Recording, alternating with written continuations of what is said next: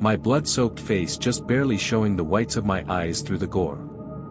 Rob reached out, his face full of worry, but before he could get close, a firm hand clamped down on his shoulder. It was my mimic, using my hand, fingers digging into Rob's shirt, gripping tightly. Rob barely had a moment to react before the mimic brought up a second hand and hurled him across the room like a rag doll. He hit the wall with a heavy crash, leaving a huge hole where his body slammed into it. Groaning in pain, Rob struggled to his feet, but the mimic moved with unnatural speed, almost teleporting right in front of him. Before Rob had a chance to defend himself, the mimic grabbed him by the collar, lifting him off the ground like he weighed nothing. Its mouth opened wide, almost too wide, revealing long, needle-like teeth glistening with saliva and mucus that dripped down its chin. Its tongue hung out to the side, grotesquely long, and the roof of its mouth was underdeveloped, revealing gaps of muscle and tissue like gills. The mimic was just about to clamp down on Rob's head. "Wait!" Somehow, I forced the word out, my voice barely more than a rasp. The mimic froze, still holding Rob in midair. After a moment, it closed its monstrous mouth and glared at me. "What?" it sneered. "What could you possibly want now, in your final moments? How about a taste of lead, you bastard?" Rob, seizing the moment, drew his .45 from his waistband and emptied the entire magazine into the mimic's torso and head. The bullets ripped through its body, tearing holes straight through it. It shrieked, an ear-splitting sound that made my head feel like it was going to explode. The creature stumbled, its twisted form bending at the waist, then collapsed to the ground. Wasting no time, Rob rushed over to me, his face pale and eyes wide. He lifted me, slinging my body over his back without a word. As he carried me out, I heard the creature stir. Rob practically tossed me into the passenger seat of his car, then jumped into the driver's side, firing up the engine. I managed to turn my head slightly, through the searing pain in my neck, and caught a glimpse of the mimic standing in the doorway. Rob saw it too. Without hesitating, he reloaded and fired off another 7 shots. This time, the bullets tore into its flesh, ripping chunks off its left side. But instead of collapsing, the mimic began to shed. Plates of skin peeled off, revealing a twisted layer of dark red muscle, moving and twitching in unison beneath the surface, like something skinned alive and yet still living. Rob looked away, not wanting to see whatever was forming at my doorstep, and hit the gas, tires screeching as we sped away. After that, everything went dark. I must have blacked out from blood loss, maybe even slipped close to death. Rob later told me he ignored every red light and stop sign, determined to get me to the hospital before it was too late. So, here I am, recounting all the horrific details, trying to put into words what happened that night. And all I can say is this: if your shadow stops following you, don't ignore it.